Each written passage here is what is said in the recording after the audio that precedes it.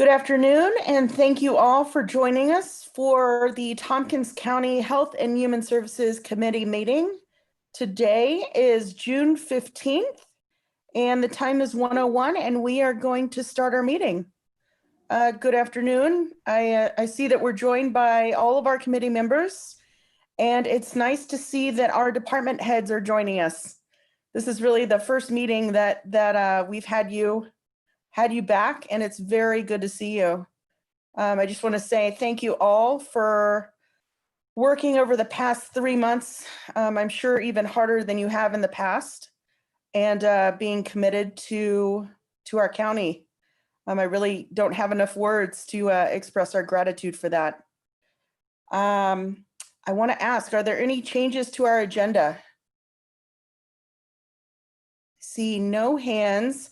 I do want to make note, Kathy Covert sent out, or maybe it was Katrina, did send out a new budget adjustment, and that was for information only. So we should have all received that via email about an hour ago. And I do not see anyone here for public comment. I also have not received any emails through either the public comment email or any personal emails. We are being hosted live on the Tompkins County YouTube channel, and people are able to comment through that channel. As far as the chair's report for HHS, I would like to bring up the murder of George Floyd at the hands of law enforcement. I know that we've all had conversations amongst colleagues. We've had conversations in the legislature. And I think right now what we're trying to do is figure out how to move forward. We did pass a resolution in our last legislature meeting. And right now we're really looking at ways to put that resolution into action. I'll let Reverend Clark speak to what the Human Rights Commission is talking about and what they're doing as well. Another thing that just recently happened earlier today was that the Supreme Court ruled that LGBTQI workers are protected from job discrimination. And I initially read the headlines, and while, I think we should all, somewhat be excited, I hate to say I was pretty cynical about the headline, because I felt like, God, this should have been a no-brainer, and this should have happened so many decades ago. So whenever things like this happen, I feel like it's something that needs to happen, and it protects people like me. But I also feel like, where are we as a society where people can be fired and not protected for being who they are? So just wanted to share that with you. The county administrator's report. Actually, I have one more thing. I did reach out to Sudell Hall to get an update on childcare needs. And she could not join us today. They had another meeting that was really important at 1 p.m. However, she did add that there are 7 centers opening now, 3 planning for July openings, 2 in the fall, and 3 have not decided as far as childcare. Obviously, I think Martha had Sudell Hall come to the Tiger Committee and discuss childcare and funding. This continues to be a concern in our community. Speaking from a parent of 3 kids, if my child's after school does not open in the fall, we will all be seeing an 8-year-old little boy in our meetings. So, and I'm warning you now. So, I think this is a big concern for our community, as well as the employees of Tompkins County. It's very hard to work at home with children, and that's kind of the truth. I thank the department chairs and the department heads that have been flexible with your employees that have children at home. But I think we really need to work hard on getting this funding to them so that they can open up. I ran into one of our child care directors over the weekend at Target. And she said that for one, they're only able to do certain classrooms in certain space. So they're having to essentially reduce the amount of kids that they serve in a given area so that they maintain social distance. She also said that they have to use certain cleaner, which costs like $150 per like six pack of cleaner. And they have to do daily cleanings, hourly cleanings, like they have a whole schedule in order to keep our kids safe. And I know that the same discussions are happening on the school district. They're talking about summer school and what that looks like for kids. How are we going to be able to safely operate buses in the fall, classrooms in the fall? And the reality is all of these things need to happen in order to keep our kids safe. However, it doesn't come without a cost. And in order to accommodate the needs and to keep our kids safe, we have to have more funding. So thank you, Martha. I know Martha's been very, very busy writing resolutions and contacting Congressman Reed, our state senators, assemblywomen, in order to allow for some more funding in both of these areas. So I just wanted to let Martha know, thank you. We definitely appreciate that. And to keep going because there's still a lot of work to do. So next on the list, I was wondering if, let's see here, Amy Hendricks, if you could give us, oh, sorry, Amanda Champion. Thanks. I just wanted to throw out there for anybody who's listening, I don't know what's going on in other school districts, but Ithaca City School District is having like listening sessions or discussions online. One is actually today at 2:30 for any families who want to have any voice in talking about the reopening and how things are going to look next year. So anyone in the ICS district, go to their website, and if you want to be a part of that conversation, you can. Thank you, Amanda. I also see Martha Robertson, your hand is up. Yeah, thanks. I'm waving my little blue hand. Thanks for all you said about the resolution. Shauna and Sue Dale Hall and Jude Rose have been great in providing information. One thing we don't talk that much about though is like how bad this is for the kids too. And the idea that we're supposed to all reopen and businesses are supposed to come back, but there's no attention to, well, what happens to the children of the country is really mind-boggling. And in particular, in New York State, the money has significant amount of money is sitting in Albany that was directed by the federal government. So thanks for looking at that resolution for tomorrow night. And I hope it will pass, and I hope it makes a difference. So thanks a lot for covering this. Me too. Thank you. Anyone else have questions or comments? Okay, let's go to County Administration. Amy Hendricks. Hi, everyone. I am in for Jason right now. I know he's on another call, and Frank actually has stepped out of the EOC as well for the moment. But as far as updates, I don't actually have anything pertinent today. I think, as you know, most of it has been focused on EOC work and continuing with that. So that's all I have for now.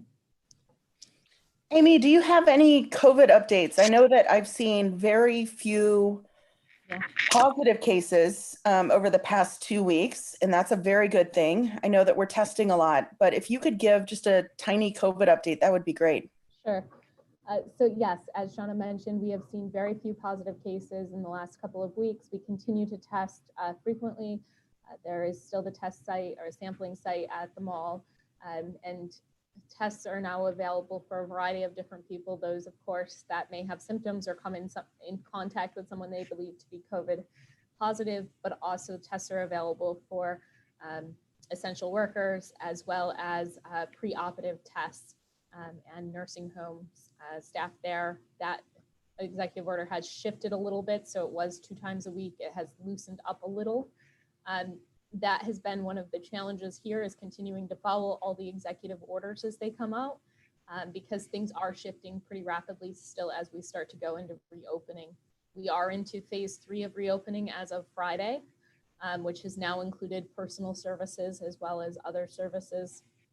So things like massages, nail salons, those types of things have now opened as well. So a lot more is starting to open. One thing that's really good here in Tompkins County is we do have a community that is staying vigilant as far as we can tell, that they are continuing to really take precautions and take it seriously, continuing to do the social distancing, continuing proper hygiene, making sure that we're continuing with density and all of the other pieces. I know it is a challenge as businesses come online to learn how to do business differently, but they are doing that. And I think we're seeing the results of that as our caseload continues to be very small, which is nice. It's nice for a lot of reasons. And it also allows our nurses to continue to support those that are positive and continue that. Great. Are there any questions for Amy? Okay, I don't see any hands. Frank cannot be here this afternoon.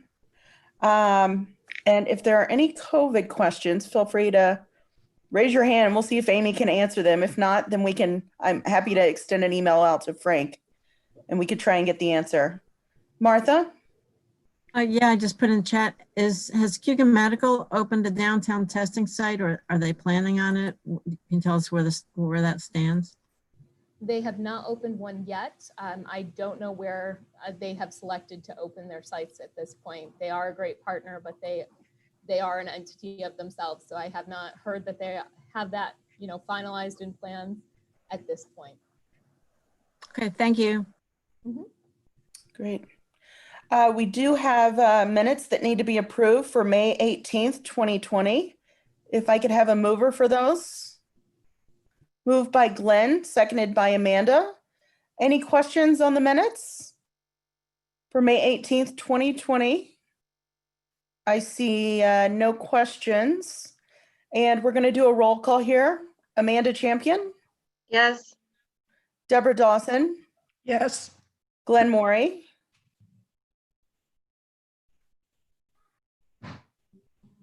Yes. okay, Dan Klein, Yes. and myself is a yes. Those are passed.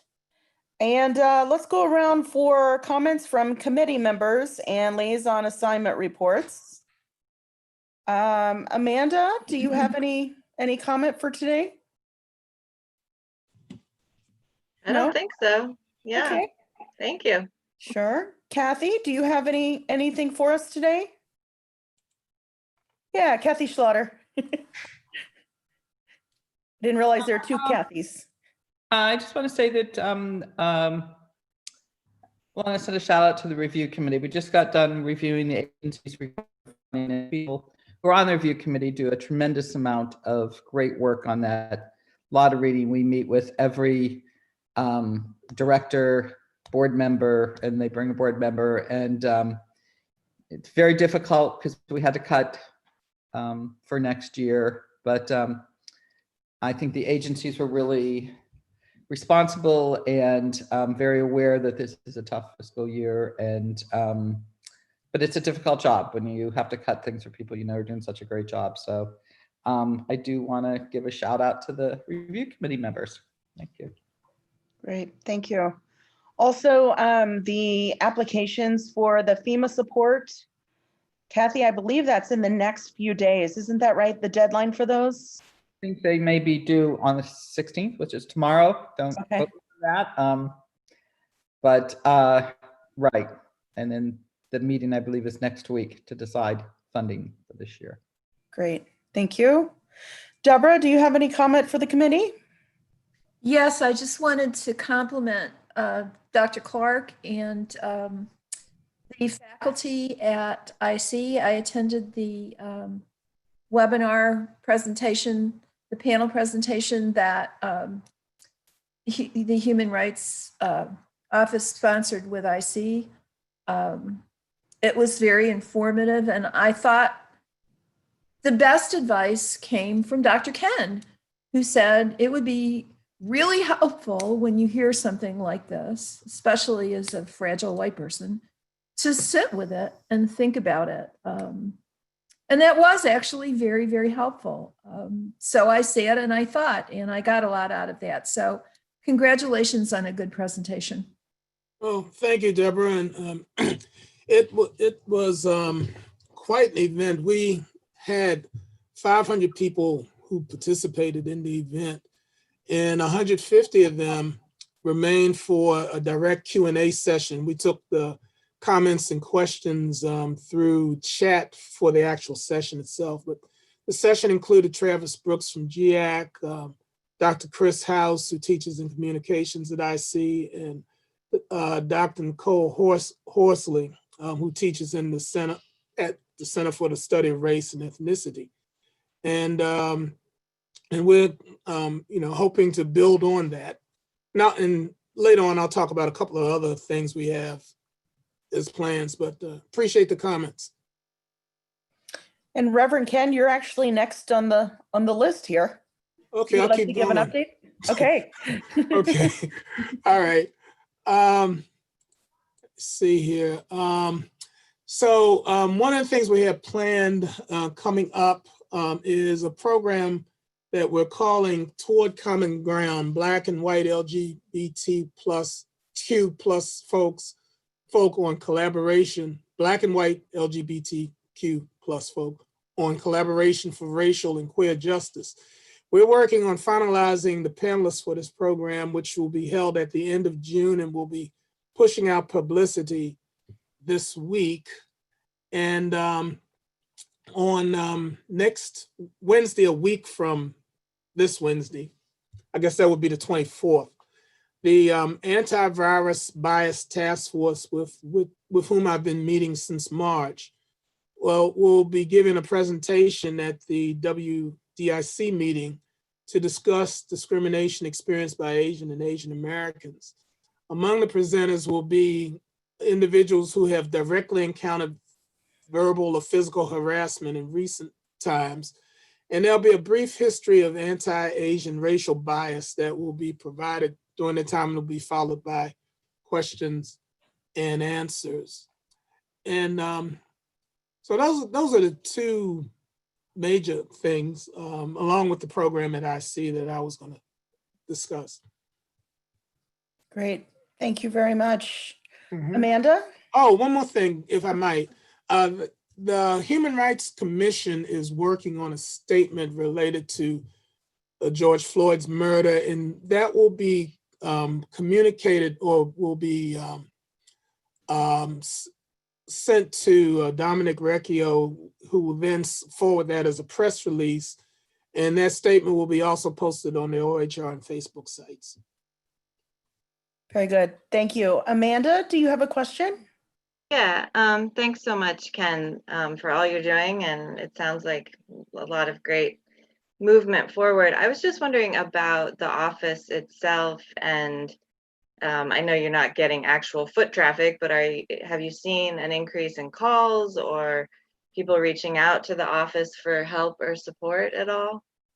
There's been a little bit of an uptick compared to, let's say, I would say April or March, a little bit of an uptick. We're still not quite where we had been, which, was, again, not a huge amount of traffic, but we're not quite where we were prior to, say, mid-March. But I have in the last week, I've actually filed 3 complaints. So there, we've been doing that sort of remotely. We're still taking some precaution given our kind of limited space. And so we are, kind of working with people by way of phone and electronically in terms of fielding their concerns. Great, thank you. Mm-hmm. Okay. Any other questions for Reverend Ken? I don't see any other hands. Glenn Morey, do you have any comment for the committee? No, I'm fine. Okay. Dan Klein? Yeah, I was wondering if I could ask a question of Kathy Schlaughter. Kathy, I'm wondering, as you are meeting with and discussing the allocations to the various groups that the county supports, if you're also kind of doing some kind of report card, I guess I'll call it, on the financial health of these organizations, and if there are any that rise to the top, maybe, you don't need to say them out loud, but I wonder if you're monitoring this, ones that seem like they're in real danger of losing so much financing that they finance so much money that they won't be able to operate. I'm wondering if that's been part of your analysis. Sure. We do a lot. Our finance director and our finance assistant look at the finances of every agency. We do everything from balance sheets, audits, statements of financial position, and their budgets. And the cuts that we had to do were not taken across the board. We do look at people's financial health, what other cuts they may be experiencing or anticipate, since most people, I don't know if it's unfortunate or not, but most people don't know what the state's going to cut yet. So we have talked to, and then we talked to all the agencies about how they're going to weather whatever's going to come in the next couple of years. One of the things I also I should have said is we've received some funding from local funding to work with agencies and put consultants in each agency to help them look at how they look at their situation, what they can do for the next 12 to 18 months, or what they're going to have to do. And that includes everything from organizational changes to looking at possibly affiliating with other groups, or just, how financially stable they are going to be, how they're going to be able to weather and manage what's coming, as if we knew what was coming, but excuse me. So yeah, we do a lot of looking at their finances. I don't think we saw anyone that right now feels that they are not going to be able to make it through the next year. But again, nobody really knows what's coming from the state, or people are concerned about contributions kind of drying up at the end of the year. They have a lot of concerns. A lot of people are not filling positions. If they've laid people off, are not quite sure to what extent they can bring people back. So there's a lot of uncertainty right now, but we will keep working with the agencies to help them make those decisions, to help them think about what they need to have in mind as they go forward. Thanks, Kathy. I appreciate that. I'm really glad to hear that, because it's one thing when people lose their jobs, that's obviously not good, but if an organization goes out of business, it's a whole different ballgame. They don't just bounce back. So I'm glad to hear that there's no imminent danger, it sounds like. Well, for most, I know, and we talked a little earlier, I know that, daycare centers are really, it's very dependent on what they can do in September about how they're going to look going forward. So. Thank you. Great. Thank you very much.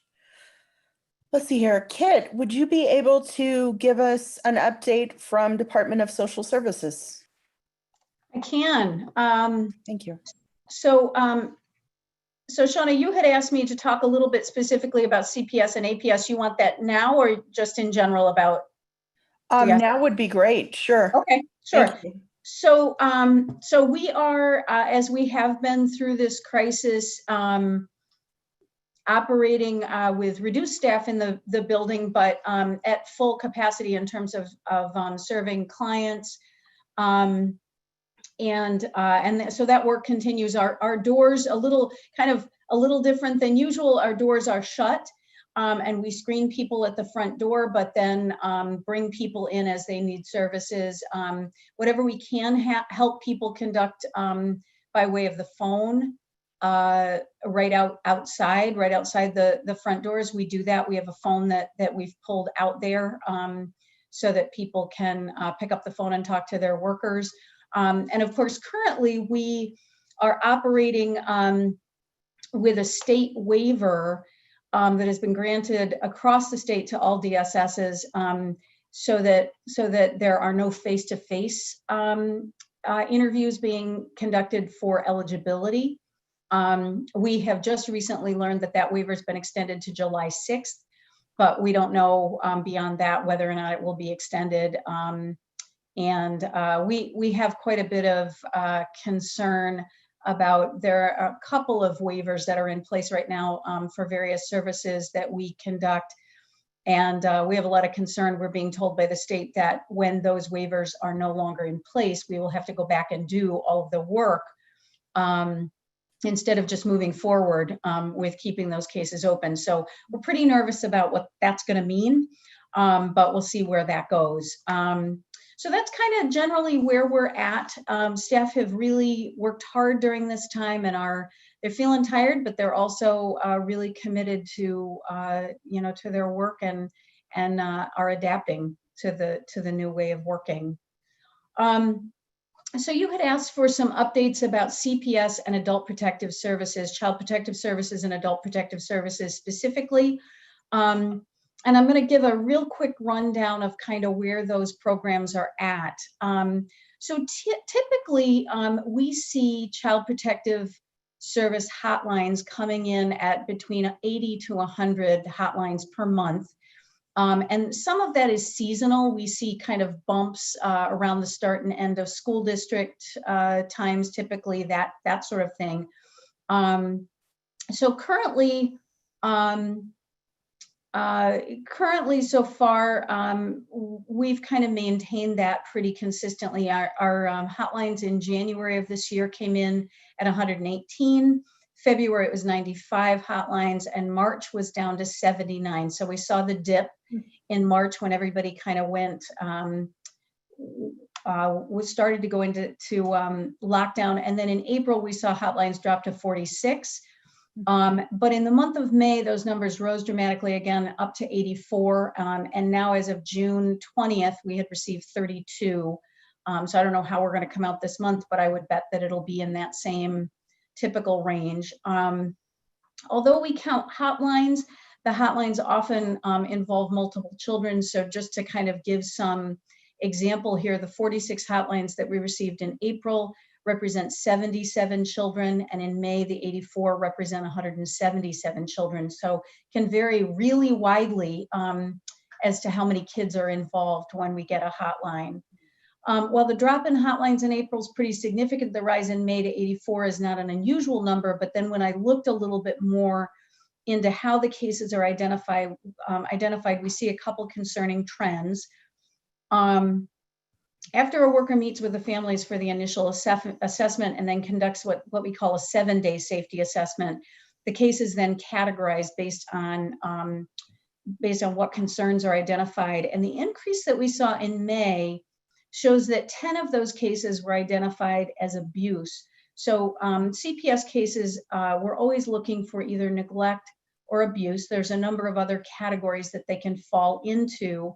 But obviously abuse is the most serious. 24 of those cases involve parental drug abuse, which is about a 12% greater percentage of those cases than typically fall into that category. So we're seeing the stress in families. We're seeing everything that all of us have been going through impact families and impact parents.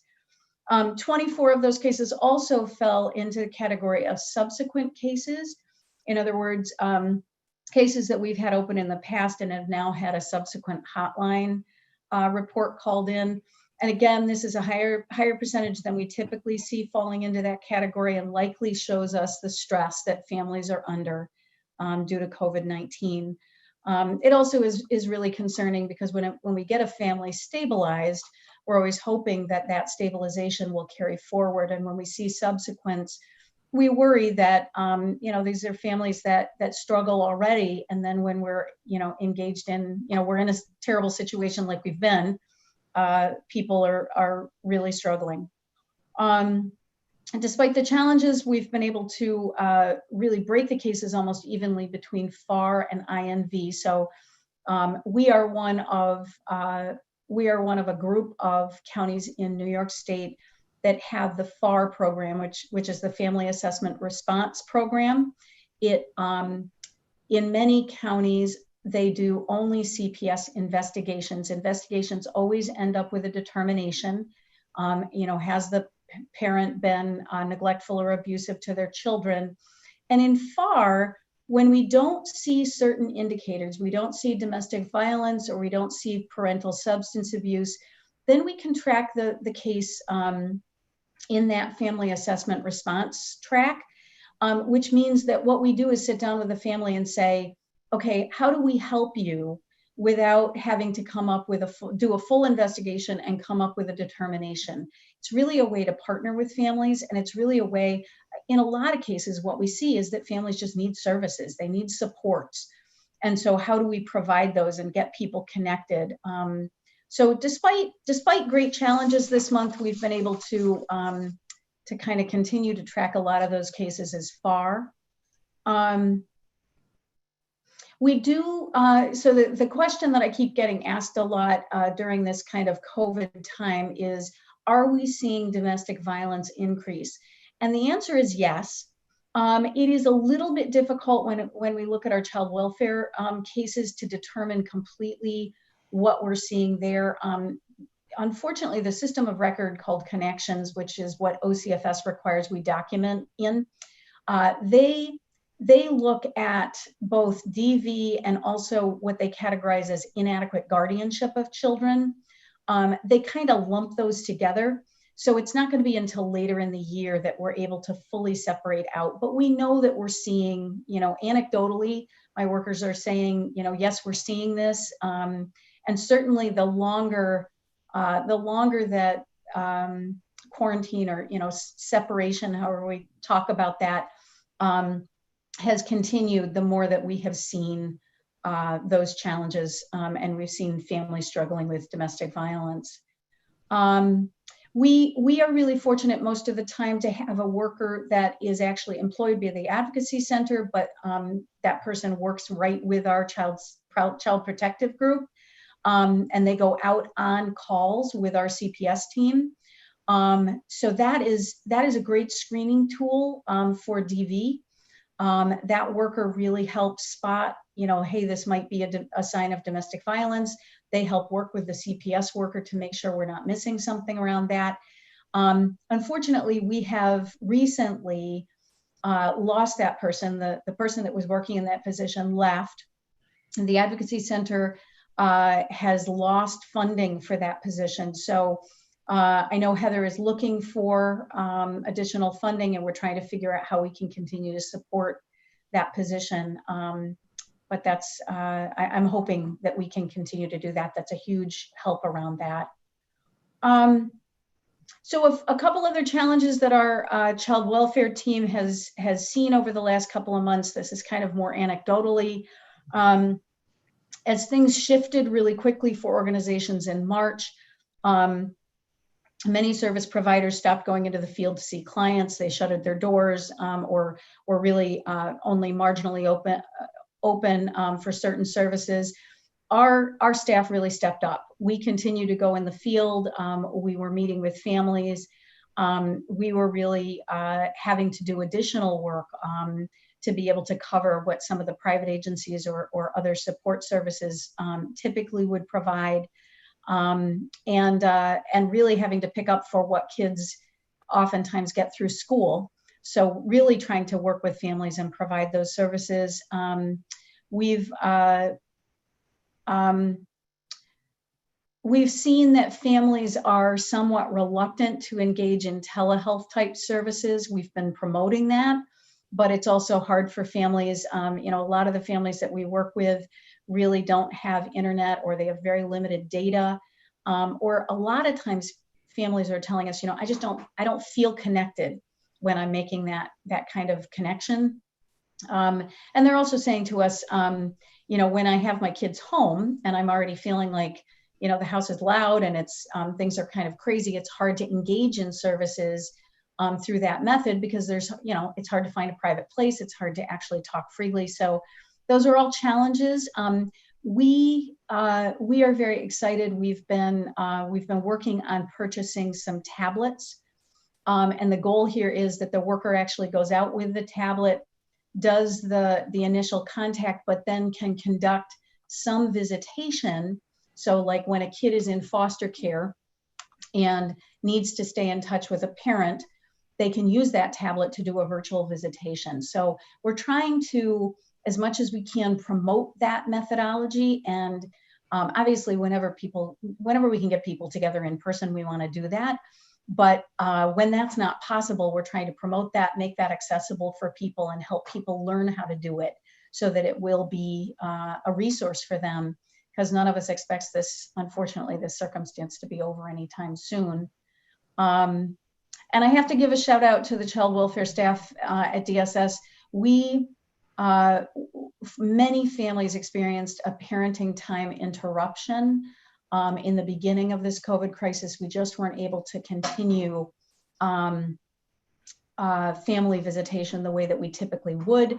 And with the courts closing, some of the infrastructure for that slowed. But we realized this needed to happen. The court was asking us how we're going to make this happen, and staff sat down, figured out some plans around it to set it up as safely as we could, and we've been doing that. We've been having visits. It's hard to get kids to wear masks. They don't like it, and it's a struggle, but it's an important piece, especially when you're bringing multiple family members and foster families together along with workers. So we've made it work, and we've been doing that really since the beginning of April. So it's been an important part to keep going. So that's kind of my update on child protective and child welfare services. I have some information about adult protective services, a bit shorter. Do folks have questions about that piece of it right now? Kit, I was wondering, do you have masks to provide for both adults and kids if they don't have masks? We do. The amazing EOC has provided us with both. We have also gotten a large shipment of masks from OTDA that are really primarily designated for the homeless population, but we have utilized those in a number of different ways, just because we've had to. But the EOC has provided us with their adorable little kid masks with fun fabrics. So I'm really grateful. They've been really essential. Yeah. And nobody comes into our building obviously without a mask. And when we're going out to meet with families, if somebody doesn't have a mask, they're being provided with one as well. So that's great. Yeah. Great. I see a hand from Martha. Yeah, thanks, Kit. These are amazing stories. Just mind-boggling everything that has to happen. Thank you. Are you saying, so wait, I understand you said that there's been a waiver that says that we could enroll people in services without the in-person interviews, and we've been able to do that. And are you saying that it looks like the state will not only go back on that at some point, but then require DSS to double back and interview all the people we've been bringing in without the in-person interviews? Well, so yes and no. What we know right now, Martha, is that we will, so it takes a governor's order to put the waiver in place to allow us to go outside of the regulations, which is currently that yes, we can provide benefits to people on the eligibility side without the face-to-face meeting, as long as all the other components, like all the paperwork and all of that kind of stuff, is in place. What we don't know, we've been told by the state that certain parts of what is being waived right now, because that's just one waiver. We've got other waivers and other programs that give us little leniencies, so that we're not having to conduct full service provision right now, or not to provide the services, but not to meet all the regulatory requirements. We've been told that when those waivers go away, there are things that we will have to double back and do. We will have to go back and do certain paperwork we aren't right now. We will have to go back and pick certain things back up. What we don't know is what parts will be required to be picked up and what won't. And one of them One of them that we have questions about is the face-to-face interview. Will we have to go back and interview people? That has always been a primary requirement of the temporary assistance program. And so we don't know whether that will be required or whether we might be able to do, if we are required to do that, we might be able to do that through something like Skype whenever possible. But of course, keeping in mind that a lot of clients don't have the facilities for that. So, so yes, that's the question right now. Okay, I was kind of hoping that they might see this as a new efficiency that could be an option that would actually continue, as opposed to having to undo the efficient things that you've already done. Right. I have not heard anything about that. And I would say that the messages that we are getting lean in the other direction, that we will go back to those requirements. Remember that the state alone does not determine most of those requirements. They are actually federally developed requirements that the state is carrying out that we then administer locally. So unless the federal government changed those things, which I haven't heard anything about, I don't anticipate any of those things going away permanently. All right. Thanks very much. Sure. Great. I don't see any other questions. Would you like to give the update on Adult Protective Service now? Sure. So, so we've seen a little bit of a similar pattern with our Adult Protective Services division. We typically get between 10 to 15 assessment or referral reports per month. They dropped slightly to about 10 assessments in March, but we saw that same increase in April. They went up to 19. We have a total caseload of about 121 clients in Adult Protective Services, and we've been seeing that population grow steadily every year. It's not growing rapidly, but it is a steady increase. COVID-19 has really impacted a lot of our referrals because a lot of providers, as we talked about before, a lot of providers that typically are working with these clients were kind of backing away or not able to provide full in-person services. And so they contacted us, and we were really having to reach out and provide services that go beyond just assessing or providing some of the other stability supports that we typically provide. And in many cases, we were really having to make sure people had food, medications. We got a number of calls for toilet paper. Everybody was looking for that at a certain point, right? We were really having to, to try to reach out and get those supports. One of the challenges, of course, that we ran into with our APS population was that we couldn't do some of the typical assessments that we're required to do monthly in our congregate settings, like our nursing homes and some of those kinds of places. But most of those now are either allowing that, or we are providing that through other means, being able to communicate with people. We handled as many check-ins as we could by phone call. And in fact, what we've seen with a lot of our clients is they've really needed additional phone calls for support. People need to have needed to talk through some of the changes, even just having to, when people go out, know how to be safe, wear a mask. For many of the clients in APS, they needed to call us and ask, what do I have to do? Where do I get a mask? How do I do this? And so we were also providing those kinds of supports to people. We have a lot of folks, obviously, in APS that really have underlying health issues. And so for many folks, they were very nervous about going out, and many of them stayed in with us providing things. This is really where we've seen a tremendous increase in mental health challenges.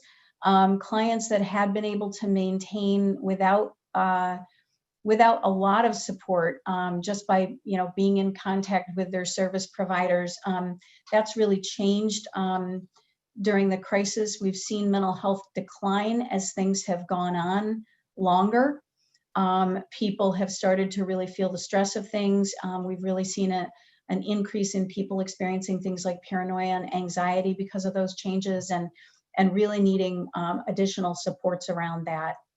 Our FoodNet delivery, not surprisingly, has about doubled over this time. And then the other significant area that we really have seen an increase, we've been seeing an increase right along, but it continues to grow, is in our representative payee program. This is where we manage people's finances that aren't able to manage them for themselves. Tompkins County Mental Health has been eliminating that service from their program area, and we had met with them last year and kind of made a plan for how some of this transfer would go. But we're also really seeing a huge influx of referrals from Social Security. They are really sending people our way, and I think some of this is just the aging of our population in the community that need more support around this. So we currently manage finances for 171 clients.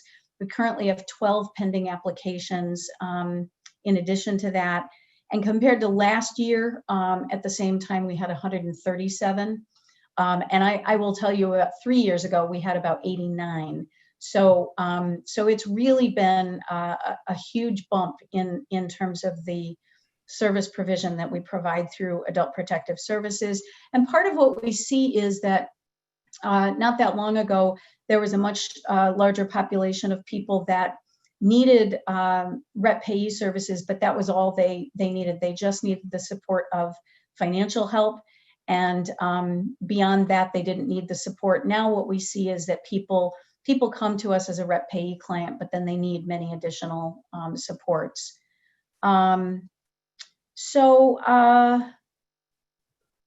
I think that's primarily the other piece that we've really seen, not unexpected, is that we have a large part of our APS population that was able to work minimally, might have had a job where they were working 10 or 15 hours a week. They got the social benefits of that. They got the financial benefits of that work. They stayed connected to people. And as we have gone through this crisis, a lot of those folks have lost those smaller jobs. And it really means a huge loss for people in terms of their connection and their reliance on other people. So again, our workers will be working with people on that, but not expected to be able to replace that anytime soon. Right now, I would say, workers are busy handling all of this stuff and are really trying to work with people around these increased challenges, trying to help people kind of adapt to this new way of being. So that's kind of the update. Great, thank you very much. Okay. Dan, I don't remember. Dan, did you have any comment today? No, I don't. Thank you. I've already been to you, sorry. Sorry. You don't get to go to again. JR, Director of Veteran Services, can you give us an update?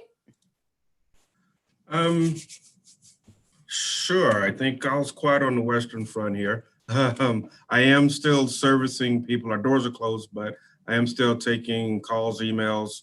No one's taken me up on a Zoom meeting yet, but I'm sure that that's coming. Probably one thing of note is that my accreditation with the American Legion has come through now. So that's good news. I'm fully fledged and authorized by the American Legion. What that does is put me in place for my next accreditation with the state to allow me access to other levels of records and databases. Great. Are there any questions for JR? I do not see any. Thank you very much, JR. Thank you. Lisa Monroe, Director of the Office for the Aging. Hi there. Hello, Lisa. Yeah, so we're doing all right over here. Still just providing our main critical services like HEAP, PERS, health insurance counseling, information assistance, our long-term care ombudsman program, and our ISEP program. And to kind of echo what Kit said a little bit, we've been given leeway on our assessments for those programs too. There's pretty long, extensive assessment that happens with our home delivered meals and our in-home services programs. So we're fortunate we can do most of that by the phone. Working on some of our other programs that we've kind of pushed over to a virtual platform that is something that we've been wanting to try, but this has pushed us into it a little quicker. But we're having our Powerful Tools for Caregivers class, our first one virtually. It's a 6 weeks evidence-based class for caregivers. And the first one will start on the 18th this week. So it'll be interesting to try that out virtually. We'll see what happens. We're working on our reconstitution of operations plan and how we're getting everything together. Worked along with JR about when our doors are going to open, or I should say be unlocked, but still continuing to do everything through the phone, through email, and through like a virtual platform. Also working with our partners for our Age-Friendly Center for Excellence. We kind of pushed it on the back burner for a while there because it didn't really seem so relevant to what was happening.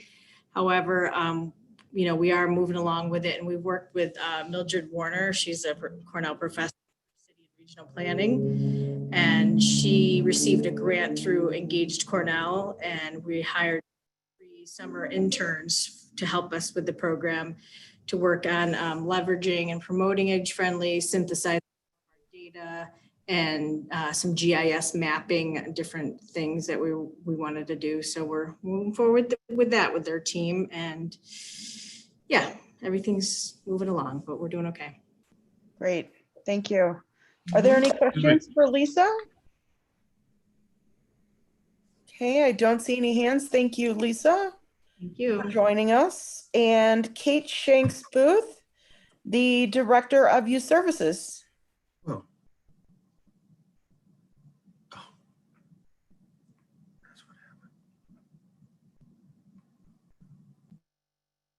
Hi, Kate. I'm wondering if Kate might have some technical issues. Can you hear me now? Yes, Hello? we can. Hello. Oh, hello. Sorry, my phone has been giving me trouble all day today. So youth services is we're busy. One of the main things that we're working on right now is the 2020 Youth Summer Planning Task Force that we've launched. We will have our 3rd full task force meeting this Thursday. We've had 20 to 25 people virtually at every meeting that we've had. We've divided into 3 subgroups. Out of conversations, have discovered that we need to work on sort of summer planning, which we started before we were before we knew summer camps were going to be allowed to open. Now that we know that they're allowed to open under different regulations, we're trying to put group things together and figure out how to help agencies through that process.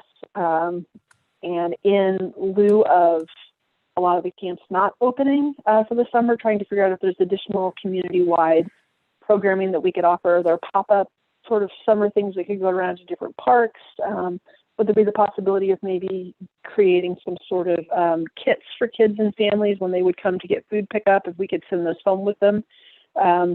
Which leads into the next subgroup is sort of the equity and access. The broadband issue is sort of come back up, knowing that as we continue to lean on the social distancing and Zoom and other things to make up for what we're not able to do in person, it's only going to become more important. And a lot of those rural communities don't have broadband access. And so how do we do that? And so I believe there was a committee 2012 to 2014 that looked at that at the county level. And so that is something that there's some desire to get back up and running and talking about, figuring out how to see if we can get some traction around that. And then the other piece of that really is a clearinghouse for parents. How do they know what camps are open? Have the hours changed? All those sort of things. So we do a summer guide, camp summer guide on our website every summer. We do a print version that goes in the paper, and then there's a part of our website parents can go to. And so what we have done is sort of do a shoot off of that, and we reached out to the camps that we know that we typically advertise for through that camp guide or get information from to see if anyone's been open or not. And we've also been trying to refer people to 211 and strengthen that connection back and forth, because they we know that it's not just, the food insecurity, the mental health, all of those things that are compounded upon not having the child care issues or being at home with your kids since mid-March, trying to figure ways to wrap those resources around parents as we can. So that's taking a lot of energy. But it's been really great to see the community so creative and coming together. We're also working with our local municipalities, youth commissions. We have gone from a staff of 5 down to 3. And so Bridget, my deputy, and I have divided that. And so we've been more intimately involved in those nightly meetings with some of those youth commissions to answer questions and to help them sort of think through their budgets for the upcoming year. Same thing with the rec partnership, trying to help them through that and get our brains around what is happening as far as the costs that are associated with those programs that aren't open now, that there's some overhead, but that there's some cost savings. What does that look like moving into next year? So, and I think the other thing we had, our Learning Lab just went through their state audit through CFS and did really well. The Runaway and Homeless Youth. Chris Cargane is our guy that helps us do that. And he's really sort of said that the state has really sort of put a ban on travel. So most of those fire inspections and now those things are going to be coming down. They're going to be doing it virtually. So they're looking at creating new platforms for that. So we got to kind of be a guinea pig on the end of that, but did really well. And we are leaps and bounds ahead of other counties with some of the challenges that they've been having. So just a shout out to our Runaway and Homeless Youth coordinators and programs. They're doing a great job. So that's sort of what we've been up to and just trying to do the best we can under COVID as we reopen and making sure we're helping people where we can. So Great. Thank you, Kate. I have a question from JR. It's just not for Kate, it's for the committee. Just my update. So I'll step back while the questions get entertained for Kate. Okay. Any questions for Kate?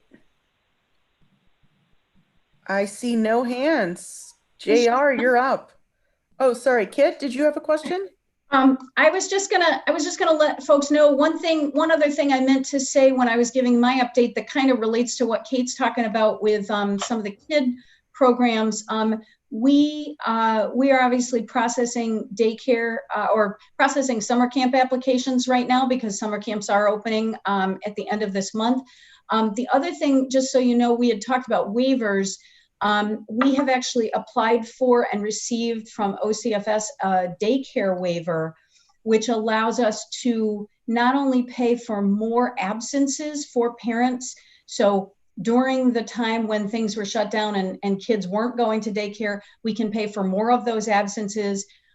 We also can pay for what are considered absences of the program when the programs were shut down. It allows us basically to provide and hold spots for parents in daycare programs. It also allows us to support those daycare programs more during this time so that hopefully they stay viable and parents maintain their spots in daycare.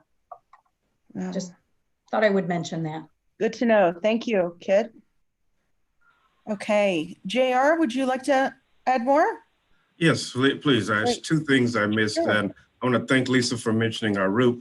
One of the things that in putting together my ROOP return of operations was a reopening, was making sure that I had to think through that it's just me here. So I think I have to be a little more careful in just making sure that we've got all the distances and everything taken care of.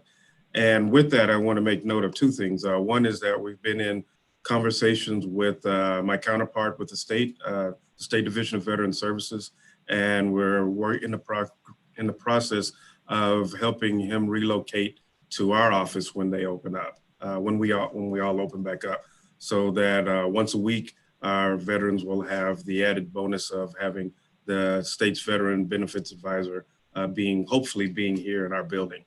The other thing I just want to mention too is that in knowing that I have to try to figure out to be careful and make precautions, I want to give public kudos to both Larry and Curtis at the facilities. You know, it's very easy to take for granted what the work that is being done over there, but Curtis is on top of things, making sure our building is squared away perfectly. And Larry has been on top of things quickly. We asked something one day and it's here the next day usually. His most recent was he had brought in some the acrylic, the shields, the plastic shields that we can put on our tables, and I asked for an extra one for thinking of when the DVS advisor comes through, and it was here the next day. So I just wanted to call attention to that, to just that level of responsiveness, and they're just being on top of everything is really appreciated, and I don't want that to go without being said. That's great, JR. Thank you. It's always good to hear people Yes. going the extra step. And I know it happens constantly, and sometimes we never hear about it, but we're very thankful for your story and for the extra work that's being done. Martha, Henry, and Annie, all three of you are not part of the committee, but do you have any comment for us? I do not see any No, hands. Okay. So I will assume that is no. And it is 2:02, and we will be adjourning this meeting today. Thank you. Annie's got her everyone. hand up. Oh, Annie, go ahead. Hi, I came in late.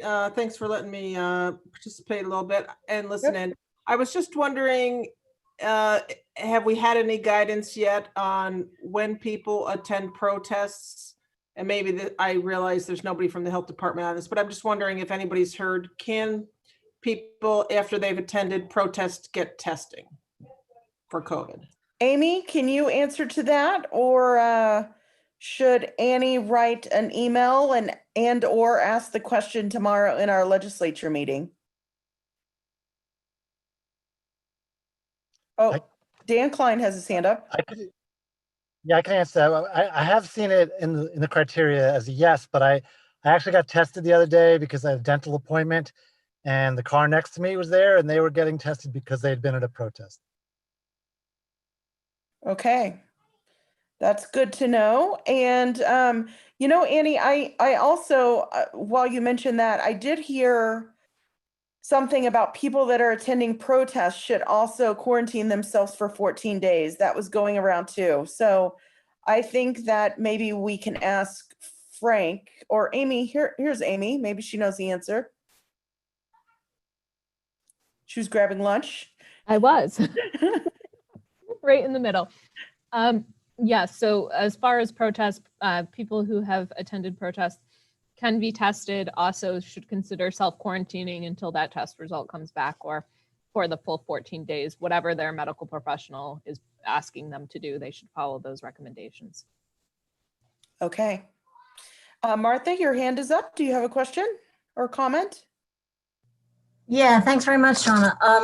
It was really for Kate. Kate, if she's still on, she mentioned concern about rural broadband access for families. But I worry often about, kids in the urbanized area where it's unaffordable, maybe available, but it may not be accessible because of the cost. Kate, is that something that people are paying attention to?